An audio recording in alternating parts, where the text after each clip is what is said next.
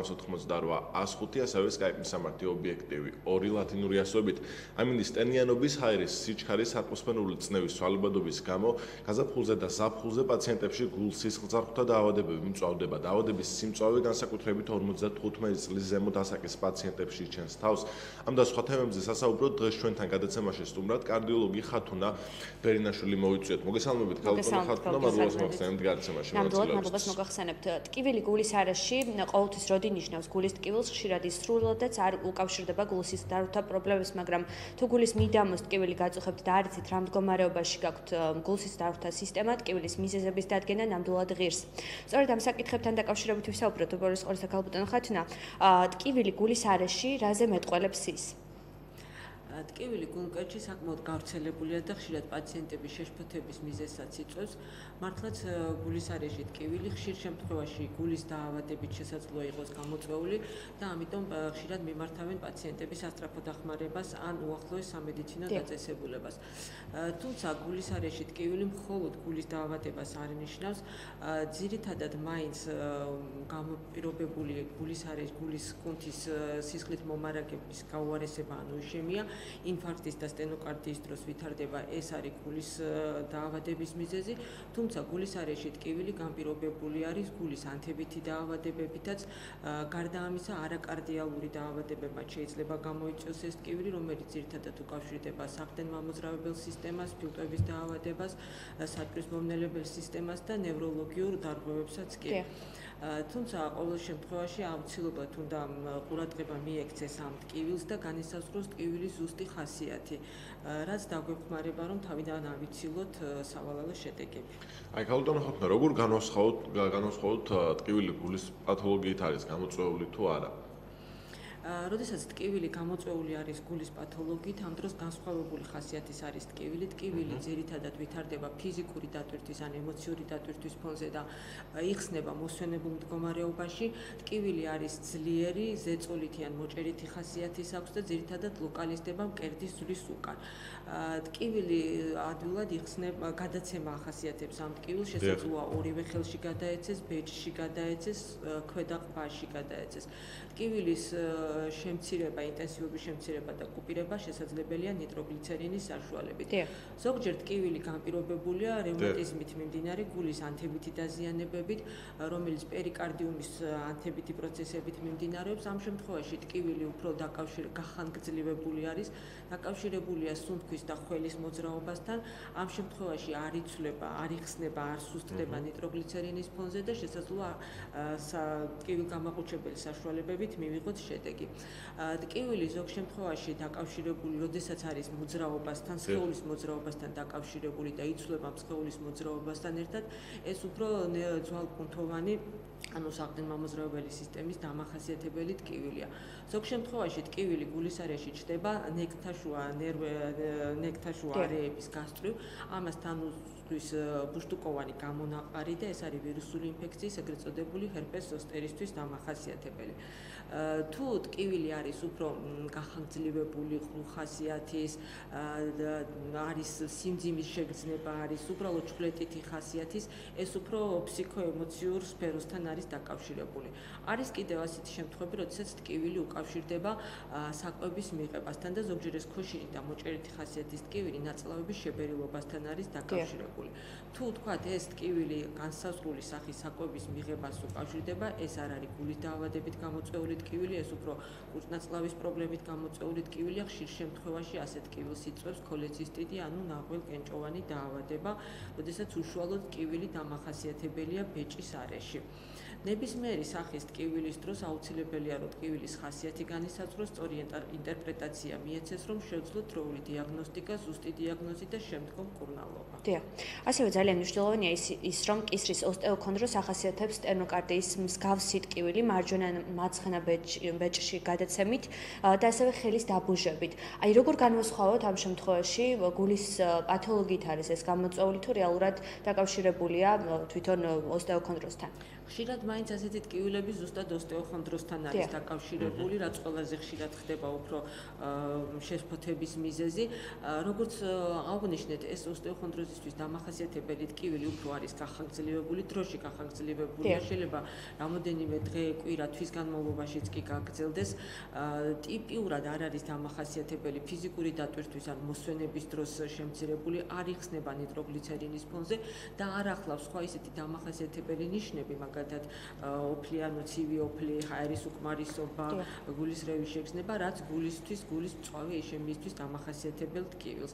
ასე რომ პაციენტებისთვის ხშირად გასარჩევი არის ადვილად ასეთი ტკივილი, თუმცა მაინც აუცილებელია ექიმის დროული ჩართულობა აი ამ საკითხის გადაწყვეტაში. აი ქალბატონო ხათუნა, გაზაფხულზე და ზაფხულზე პაციენტებში გულსისხლძარღვთა დაავადებები უფრო მწვავდება და თავს იჩენს, ესე ვთქვათ, რატომ მწვავდება წელიწადის ამ დროს დაავადებები და რატომ იჩენს თავს და ასევე რასთან არის დაკავშირებული?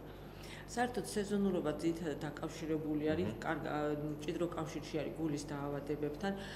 გაზაფხულის პერიოდში ორგანიზმი შედარებით უფრო გამოფიტულია, აქ არის რაღაცა საერთო სისუსტის სურათი, ქრონიკული დაღლილობის სურათი, რის ფონზეც ესეთი პათოლოგიური დაავადებები იჩენს თავს. განსაკუთრებით ეს ეხება გულსისხლძარღვთა სისტემის დაავადებებს, ამ დროს ხშირად ხდება არტერიული წნევის ცვალებადობა, რაც ზუსტად ამინდის და კლიმატის ცვალებადობასთან არის დაკავშირებული და უფრო ხშირად აი ამ პერიოდში გეთანხმებით მწვავდება ეს გულის ზაფხულის ცხელდღეებში მათ შორის. უმეტეს კი ზაფხულის ცხელდღეებში. რაც აი სხვა დაავადებებისთვის შედარებით ნაკლებად არის დამახასიათებელი ასეთი სეზონურობა. დიახ. და უშუალოდ რა ასაკში ვლინდება დაახლოებით რომ უთხრათ ჩვენს მაყურებელს და მსმენელს და სქესზეც თუ არის დამოკიდებული უშუალოდ რომ სქესში უფრო ვლინდება და ვთქვათ დროული მომართვიანობა საიდან უფრო არის ეს? ანუ ზოგადად სტატისტიკის მიხედვით არის ასეთი მონაცემები, რომ უფრო ქალბატონებში არის ხშირი ასეთი სიმპტომები. დაახლოებით ეს არის 55-60 წლის ასაკისათვის დამახასიათებელი, თუმცა ბოლო პერიოდში ხშირად ხდება შემთხვევები, როდესაც უფრო გაახალგაზრდავდა ეს დაავადებები და უფრო შედარებით ახალგაზრდა ასაკშიც კი გვხდება. და აქვე ძალიან საინტერესოა ქალბატონო ხათუნა, რას ნიშნავს სტაბილური და არასტაბილური სტენოკარდია? სტენოკარდიის ფორმები არის ეს, როგორც მოგახსენებთ, სტაბილური და არასტაბილური სტენოკარდია. ზოგადად სტენოკარდია ეს არის გულის კუნთის სისხლით მომარაგების გაუარესება, გასაგებიანით რო ვთქვათ, ანუ გულის კუნთის იშემია ვითარდება. ანუ არასტაბილური სტენოკარდია დაკავშირებულია არ არის დაკავშირებული ფიზიკურ დატვირთვასთან, ეს შეიძლება როგორც ფიზიკური დატვირთვის პერიოდში პროცესში განვითარდეს, ისე მოსვენებულ მდგომარეობაშიც განვითარდეს. და მოსვენების დროს თუ შეიძლება აღმოცენდეს ეს ტკივილი და მოსვენებულ მდგომარეობაში შეიძლება აღმოცენდეს ეს სტენოკარდიული შეტევა, სწორედ ეს არის არასტაბილური სტენოკარდიის დამახასიათებელი. სტაბილური სტენოკარდია ძირითადად მაინც ფიზიკური დატვირთვის დროს აღმოცენებული ტკივილი ვითარდება.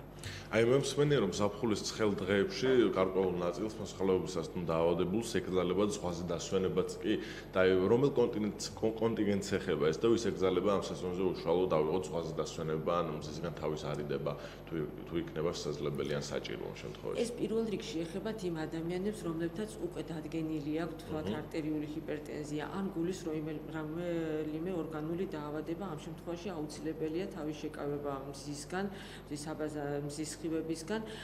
სხვა შემთხვევაში, რა თქმა უნდა, ეს თვითონ უშუალოდ ზღვაზე დასვლა ზომიერებასთან არის დაკავშირებული, რომ ზომიერად უნდა ვიყოთ მზეზე, რომ არ მოხდეს პროვოცირება ან გამოწვევა იმ გულის პათოლოგიური ნიშნების. ქალბატონო ხათუნა, როგორია პირველი დახმარება გულმკერდის არეში ტკივილის დროს? რეალურად როგორ შეიძლება დაახმაროთ ამ დროს პაციენტს თუ ვთქვათ ვერ მოვასწარით და ვერ მოახერხეთ გადაყვანა სასწრაფოდ იმის? გულმკერდის არეში ტკივილი თუ ტკივილი როგორც აღნიშნეთ განპირობებულია სტენოკარდით ან ინფარქტით არის ძლიერი ტკივილი გახანგრძლივდა დროში მკერდის ძვლის უკან არის შესაძლოა რომ ასეთი ეპიზოდი იყოს ერთი და გაიაროს ამ დროს პაციენტმა არ უნდა დაუცადოს ადამიანმა არ უნდა დაუცადოს თქვათ ეპიზოდის განმეორებას სასურველია რომ მიმართოს კარდიოლოგს სხვა შემთხვევაში თუ აი ამ ტკივილს თან ახლავს სხვა დამატებითი სიმპტომები როგორც არის ძლიერი საერთო სისუსტე ცივი ოფლი ჰაერის უკმარისობა, გულის რევა ან პირღებინება აუცილებლად უნდა გამოიძახოს სასწრაფო დახმარების ბრიგადა ან მიმართოს უახლოეს სამედიცინო დაწესებულებას. სხვა შემთხვევაში თუ ტკივილი დაკავშირებული არის გაციებასთან ან გაციების გვაქვს ფაქტორებთან, სხეულის მოძრაობასთან, საკვების მიღებასთან, ახლავს ეს ვირუსული ინფექცია, როგორც აღნიშნეთ, გამონაყარი, ასეთ შემთხვევაში გეგმიურად აუცილებლად უნდა მიმართოს ოჯახის ექიმს ან კარდიოლოგს, რომ მოხდეს სწორი ინტერპრეტაცია, სწორი ტკივილის ხასიათის განსაზღვრა დიაგნოზის დასმა და დროული მკურნალობის შერჩევა. დაუშვათ დიაგნოსტიკაზეც ვისაუბროთ. დიაგნოსტიკა როგორ ხდება შემდგომ ტკივილის ხასიათის გათვალისწინებით. ან თუ შეიძლება ზედაპირულად ადამიანმა პირველად დახმარების აღმოჩენის თვალსაზრისით გაუწიოს დახმარება და დიაგნოსტიკა მოახდინოს, რომ ეს შეიძლება იყოს გულის ტკივილი, რაიმე ხელჩასაჭირი ინფორმაცია, რომ მიცეთ ჩვენს ტელემაყურებელს საჭიროების შემთხვევაში, რა თქმა უნდა, რომ გაითვალისწინოთ. დიაგნოსტიკა პირველ რიგში, როდესაც არის ტკივილის რამოდენიმე ეპიზოდი, მით უმეტეს გულის არეში, რადგან ხანგრძლივდება ეს ტკივილი, აუცილებლად უნდა მოხდეს აქ კარდიოლოგის ჩართულობა, აუცილებელი პირველი ეტაპი კვლევის არის ელექტროკარდიოგრამის გადაღება. გარდა ამისა, ამას ემატება შემდგომი კვლევები, თუ ეს არის უკვე უშუალოდ გულის დაავადებით გამოწვეული ტკივილი, ეს არის ტრედმილი, ანუ ელექტროკარდიოგრამის გადაღება ფიზიკური დატვირთვის დროს და ჰოლტერის მონიტორი, ანუ კარდიოგრამის გადაღება 24 საათის დატვირთვის შემთხვევაში. არსებობს სხვა მეთოდები, ეს უკვე ეხოკარდიოგრაფიული კვლევა, რომელიც ულტრაბგერით საშუალებით განსაზღვრავს გულის გლუვების და სარქველების მუშაობას. უფრო რთულ შემთხვევებში ხდება კორონაროგრაფიული კვლევის ჩატარება, როდესაც ხდება კორონარული არტერიების გამოკვლევა. ეს უშუალოდ რაც შეეხება გულის დაავადებით განპირობებულ ტკივილს. სხვა შემთხვევაში, როდესაც ეს არ არის გულთან დაკავშირებული ტკივილები და სხვა ნიშნებია, რომლებზეც უკვე ვისაუბრეთ, ამ შემთხვევაში ინფორმატიული არის კუნკერდის რენტგენოგრაფიული კვლევა, ზოგჯერ ხერხემლის, ოსტეოპოროზის გამოსავლენად ხერხემლის კვლევა, ან ზოგჯერ ვირტუალურ კომპიუტერული ტომოგრაფიის ჩართვაც.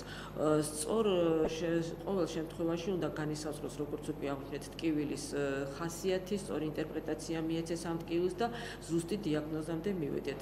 რაც შეეხება ესეთ ჩართულობის დროს, გულის დაავადებით გამოწვეული ტკივილები დროული დიაგნოსტიკის პირობებში ემორჩილება მკურნალობას და ვიღებთ საკმაოდ კარგ შედეგებს. გალბატონ ხათუნა, თქვათ აი რეაბილიტაციის დროს იგივე ცხოვრების კვებისა და შრომის რეჟიმთან დაკავშირებული რეკომენდაციები როგორი შეიძლება იყოს მედიკოსების მიერ დასმული? ცხოვრების რეჟიმთან დაკავშირებით პირველ რიგში მოწოდებული არის ცხოვრების ჯანსაღი წესი, როგორც უკვე ზოგადად აღიარებული, ეს მიეკუთვნება ფიზიკური აქტივობას, მიეკუთვნება სწორ ძილს და ძალიან დიდი მნიშვნელობა აქვს კვების რეჟიმის, სწორი კვების რეჟიმის დაცვას. მოწოდებული არის ის ზოგადად კარდიოლოგთა საზოგადოების მიერ, ათეროსკლეროზის საზოგადოების მიერ ის პროდუქტები, რომლებიც უნდა მივიღოთ, რომ სასურველი პროდუქტების სია და არასასურველი პროდუქტების სია, რომლებიც თავიდან აგვაცილებს აი გულის დაავადებების ჩამოყალიბებას, ათეროსკლეროზის განვითარებას. ამ კვების რეჟიმს მიეკუთვნება ზოგადად, რომ თქვათ, ნაკლებად ცხიმებით გაჯერებული საკვების ნაკლებად მიღებას, უფრო ხშირად ხილის, ბოსტნეულის და ჯანსაღი პროდუქტების მიღება. ეს არის პრევენცია იმ თავიდან აცილების გულსისხლძარღვთა სისტემის დაავადებებს. აი როგორ მოქმედებს ალკოჰოლის გამოყენება ქოლესტერინის დონეზე, ესეც საინტერესო არის, ამბობენ, რომ ალკოჰოლი წმენდ სისხლძარღვებს ფოლაქებისგან, აი რამდენად რეალური არის ეს და რა უარყოფითი შეიძლება მოახდინოს ალკოჰოლმა? ზოგადად ასეთი ის, რომ ნებისმიერი სახის ალკოჰოლი და ნებისმიერი რაოდენობით მიღება, ჭარბი რაოდენობით მიღება, რა თქმა უნდა, არ მოქმედებს ამაზე. უფრო მოწოდებულია ამ საზოგადოების მიერ წითელი ღვინო, რომელიც თქვა დღეში 1 ჭიქის ოდენობით მოქმედებს, დადებითად მოქმედებს აი ამ პროცესებზე. თუმცა ის, რომ მაინც ალკოჰოლი მოქმედებს, რომ წმენდს აი ამ ათეროსკლეროზის ფოლაქებისაგან, ეს შედარებით მაინც ალკოჰოლს მივიძალებით, მithumetes თუ გულის დაავადებით მკურნალობის მიზნით. ასევე თქვენ ახსენეთ გულის კუნთისა და პერანგის ანთება. ამ თვალსაზრისით როგორ შეიძლება გავარჩიოთ ის გულის პათოლოგიებთან არის დაკავშირებული თუ ანთებით არის გამოწვეული, რა ნიშნები ახასიათებს?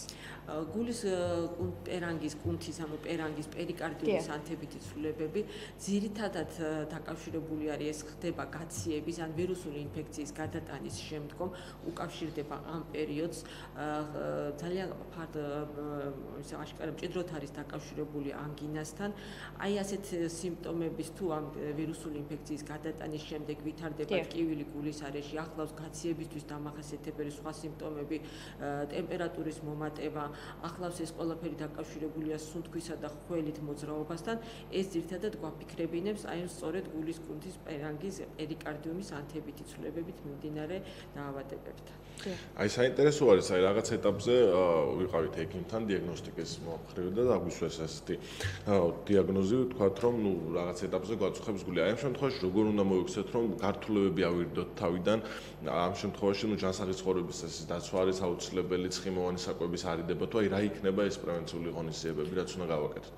თუ დიაგნოსტირებულია და დადასტურებულია, რომ ეს ტკივილი, ეს ჩივილი განპირობებული იყო გულის დაავადებით და დაისმება სწორი დიაგნოზი, რა თქმა უნდა, შეირჩევა კარდიოლოგის მიერ მკურნალობა. მკურნალობასთან ერთად წამყვანი მაინც არის მკურნალობა, მედიკამენტური იქნება ეს კონსერვატული თუ სხვა ჩარევა საჭირო. აი ამ კომპლექსურად ამ მკურნალობასთან ერთად, ამ მედიკამენტურ მკურნალობასთან ერთად სწორედ ის პირობები, რაც თქვით, ჯანსაღი ცხოვრების წესი, კვების რეჟიმის დაცვა ხელს შეუწყობს გამოჯანმრთელებას. კვების რეჟიმი როგორი კვების რეჟიმი უნდა შევარჩიოთ? ნუ სალათებზე ძირითადად ორიენტირებული დაუშვათ ესე ვთქვათ, თუ ცხიმოვან საკვებზე. ცხიმოვანი საკვები უნდა შეიზღუდოს, ძირითადად ხდება ცხიმოვანი საკვების შეზღუდვა და ორიენტაცია ხდება ხილზე, ბოსტნეულზე, მოხარშული სახით მიღებულ საკვებზე და ცხიმების ნაკლები რაოდენობით შემცველ საკვებზე. კი ბატონო, ანუ არ უნდა იყოს შემწვარი და მარილიანიც ასე როგორც იცით. მარილიანიც რა თქმა უნდა, როდესაც არის არტერიული ჰიპერტენზია და გულის უკმარისობა, მით უმეტეს ამ დროს მკვეთრად არის შეზღუდული მარილიანის საკვების მიღება, სითხეების დიდი რაოდენობით მიღება, ეს უკვე ეხება უშუალოდ გულის დაავადებები, როდესაც უკვე დიაგნოსტირებულია და გამოვლენილი არის. აი სითხის დიდ რაოდენობას მიღება შეეხება და სითხე ზაფხულში ისედაც მნიშვნელოვანი არის და რა რაოდენობით უნდა მიიღონ დაახლოებით. თუ პაციენტს არ აქვს დიაგნოსტირებული გულის უკმარისობა, ეს არის ლაპარაკი ქრონიკულ შეგუებით უკმარისობაზე, ამ შემთხვევაში არის სითხის რაოდენობა შეზღუდული. სხვა შემთხვევაში, როგორც უკვე თქვით, ცხელ ამინში სასურველია, რომ მიღებული იქნას მაქსიმუმ 2 ლიტრამდე სითხე. აქვე მიოკარდიუმის ინფარქტი, გულის ყველაზე გავრცელებული და მძიმე ვთქვათ სახიფათო დაავადება. ამაზეც რომ ვისაუბროთ, როგორ ვლინდება ის, რა ნიშნები ახასიათებს და როგორია მკურნალობის მეთოდები აქ. მიოკარდიუმის ინფარქტი ეს არის უკვე გულის კუნთის მწვავე იშემია, მექანიზმი, როდესაც გულის კუნთის მომარაგება შეფერხებულია, რომელიმე უბნის მომარაგება შეფერხებულია და სისხლის მიწოდება შეფერხებულია, ვერ მიეწოდება იქ საჭირო რაოდენობით ჟანგბადი და ხდება იმ ადგილობრივი უბნის იშემია. ამისთვის დამახასიათებელი არის ძლიერი ტკივილი. ტკივილი არის მოჭერითი ხასიათის და ძირითადად ლოკალიზდება მკერდის ძვლის უკან. ტკივილს თან ახლავს ცივი ოფლის, საერთო სისუსტე, ჰაერის უკმარისობა, ახლავს აგრეთვე ძალიან შიში, სიკვდილის შიში, ახლავს პაციენტი მეტად აფორიაქებულია. ტკივილი არ იხსნება ნიტრატის, ანუ ნიტროგლიცერინის მიღების ფონზე. ამ შემთხვევაში აუცილებელი არის, რომ პაციენტმა სასწრაფო დაუყოვნებლივ მიმართოს ან სამედიცინო დაწესებულებას, ან გამოძახებული იქნას სასწრაფო დახმარების ბრიგადა და მოხდეს პაციენტის ჰოსპიტალიზაცია. ჰოსპიტალიზაციის პირობებში უკვე სხვადასხვა კვლევების ფონზე ხდება დიაგნოზის დადასტურება და შემდგომ უკვე მკურნალობის ტაქტიკის შერჩევა. იქნება ეს კონსერვატული მკურნალობა თუ იქნება ეს ინტერვენციული კარდიოლოგია. აი რა კვლევებით ადგენენ ხშირ შემთხვევაში მსგავს დაავადების დროს? პირველ რიგში, როგორც უკვე აღნიშნეთ, ეს არის ელექტროკარდიოგრაფიული კვლევა, გულის ეხოსკოპია, სისხლის მარკერების კვლევა, კარდიომარკერების კვლევა და ამის შემდგომ უკვე კორონაროგრაფიული კვლევა. აი სტრესი რამდენად იწვევს გულის დაავადებებს და რამდენად არის გამოწვევი ერთ-ერთი მნიშვნელოვანი ფაქტორი, ესეც შეიძლება რომ გამოყოთ ალბათ. ჩვენი ამ ცხოვრების პირობებში ემოციური სფერომ და ეს სოციალურმა სტრესმა გარემომ ძალიან დიდი გავლენა იმოქმედა და საკმაოდ გაიზარდა ამ სტრესით გამოწვეული აი გულსხმართა დაავადებების ინტენსივობა, რიცხობრიობა, ასე რომ ბოლო პერიოდში საკმაოდ ხშირად ხდება აი ამ ემოციური სტრესის ფონზე გამოვლინება უშუალოდ გულის დაავადებების, რაც შეეხება ეს სწორედ სტენოკარდია, სწორედ ინფარქტი, ასე რომ გამხშირდა ამ ბოლო დროს. აი ასე მნიშვნელოვნად მინდა შევეხოთ თამბაქოს როლსაც, რა როლს თამაშობს გულსის გზახვთა სისტემაში თამბაქოს მოხმარება, წევრებისთვის, ტელემაყურებელსაც მოეხსენება, რომ თამბაქო არანაირად არ თამაშობს კარგულს ორგანიზმში, მაგრამ მით უმეტეს გულსის გზახვთა სისტემასაც აეხება საქმე, αυτό მნიშვნელოვანი ფაქტორია. რა თქმა უნდა, თამბაქო გასაგრძელებით დიდ ზიანს აყენებს გულსის გზახვთა სისტემას, ზოგადად სისხლძარღვებზე მოქმედებს დამაზიანებლად, იწვევს სისხლძარღვების შევიწროებას, იწვევს დაზიანებას სისხლძარღვების და ზოგადად აქედან გამომდინარე, რა თქმა უნდა, რისკი აი ამ დაავადებების იზრდება თამბაქოს მომხმარებლებში გაცილებით მეტია, ვიდრე არამწეველებში. ძირითადად სტატისტიკას თუ გადავხედოთ, თამბაქოს მომხმარებლები უფრო ჭარბად არიან დაავადებულები, კი? რა თქმა უნდა, კი. არა მარტო გულსის გზახვთა სისტემის დაავადებით, აქ რა თქმა უნდა, სასუნთქის სისტემის დაავადებით უფრო მეტადაც. და ქალბატონ ხათუნა, ბოლოს მინდა გითხოთ, რეალურად რამდენად არის გავრცელებული, თქვათ, რამდენად გახშირდა გულსისხლძარღვთა დაავადებები ბავშვებში და რამდენად არის თქვენთან მომართვიანობა უშუალოდ მშობლების მიმართ ამ თვალსაზრისით, რომ ახასიათებთ გარკვეულწილად გულსისხლძარღვთა დაავადებები ბავშვებს და ამ თვალსაზრისით რა რეკომენდაციებს მისცემდით? ბავშვებში უფრო ხშირად გულსისხლძარღვთა სისტემის დაავადებები გამოვლინდება თანდაყოლილი მანკების სახით. ეს არის ძირითადად ბავშვების პრობლემა.